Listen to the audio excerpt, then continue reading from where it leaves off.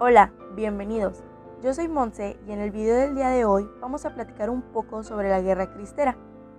La Guerra Cristera fue de 1926 a 1929.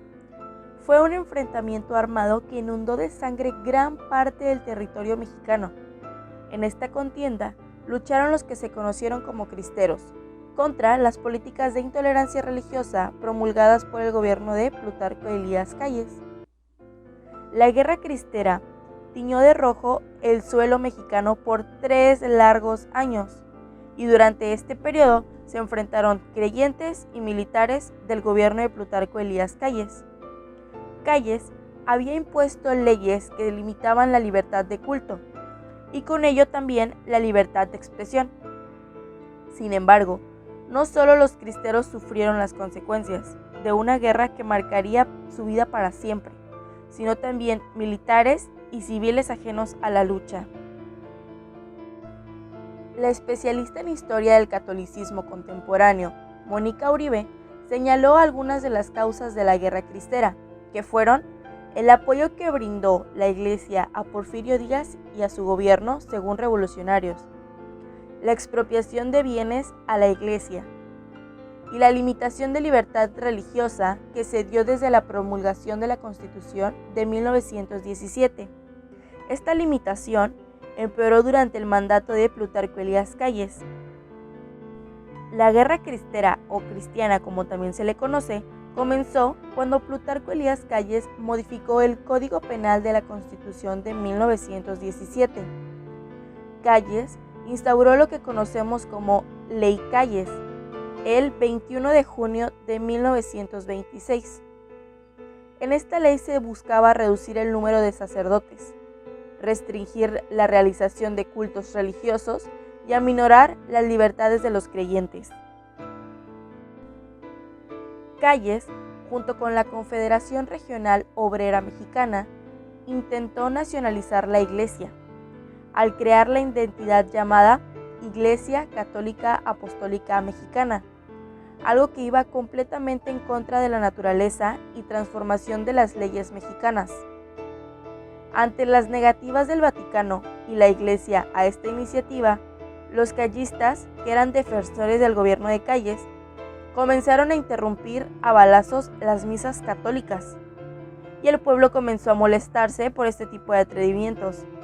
Los curas dejaron de oficiar misas y comenzaron a planear un boicot contra el gobierno. Con el apoyo del Vaticano, lograron abstenerse de pagar impuestos y redujeron el consumo de artículos parecidos por el Estado, como gasolina. Por otra parte, se buscaba prohibir las manifestaciones de fe fuera de hogares y expropiar las propiedades de bienes de la Iglesia.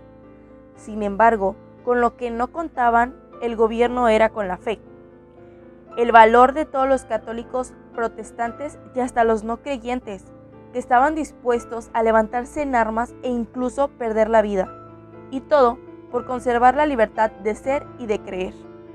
Aunque cabe mencionar que los cristeros no solo fueron víctimas, sino también victimarios, pues al enfrentarse contra los militares no tenían piedad alguna.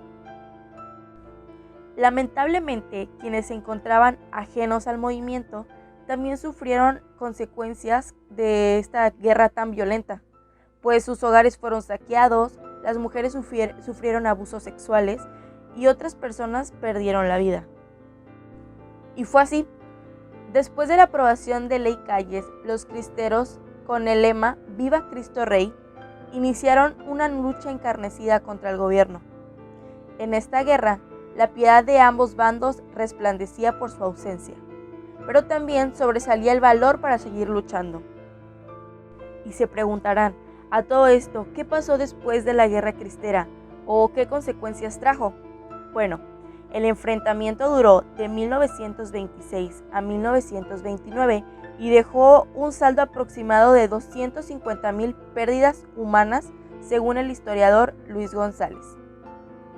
La Guerra Cristera debió terminar en 1929, cuando el episcopado y el gobierno se pusieron de acuerdo por medio de arreglos para establecer la paz. Pero sin embargo, al ser un arreglo entre élites, los campesinos quedaron inconformes y nuevamente se levantaron en armas durante los años 30. Y fue así como se produjo la Segunda Cristiada, durante el mandato de Lázaro Cárdenas, pues Calles, al terminar su gobernatura, había instruido la educación socialista. Este hecho fue recibido con tangente desaprobación por parte de los creyentes y de la Iglesia. Esta Segunda Cristiada comenzó a perder fuerza entre 1936 y 1940, que fue cuando el Estado cedió y permitió la libertad de culto, la suspensión de la educación con tintes socialistas y la apertura de las iglesias. Sin embargo, los artículos de la Constitución no fueron modificados sino hasta 1992. Cabe mencionar que la Guerra Cristera impactó principalmente los estados de Jalisco, Guanajuato, San Luis Potosí, Colima, Michoacán y Zacatecas. Por lo tanto, en estos y otros estados afectados hubo una gran migración de personas hacia Estados Unidos y otros estados de la República.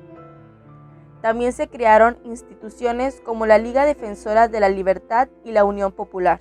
Quienes participaron en la Guerra Cristera pueden dividirse en dos bandos: el católico, que es conformado por obispos, intelectuales y cristeros, combatientes armados, mientras que el otro bando estaba el gobierno, el ejército federal, y aunque parezca increíble, también había un sector campesino. Durante la Guerra Cristera, una gran cantidad de personas perdieron la vida. Sin embargo, dentro de los decesos más significativos, tenemos el de los mártires.